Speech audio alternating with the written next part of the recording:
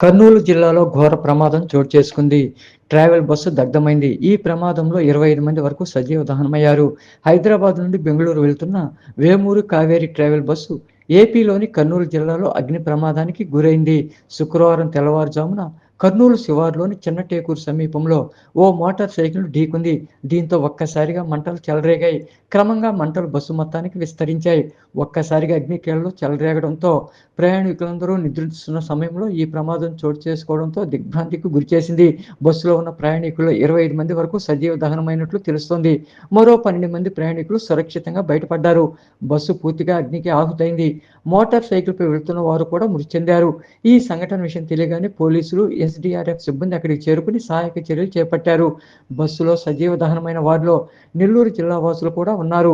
వింజమూరు మండలం గొల్లవారిపల్లికి చెందిన ఒకే కుటుంబ సభ్యులు నలుగురు మృతి చెందారు. వారిలో గోళ రమేష్, అనుష దంపతులతో పాటు వారి పిల్లలు మన్విత, మనీష్ మృతి చెందడంతో గ్రామంలో విషాద ఛాయలు అలుముకున్నాయి.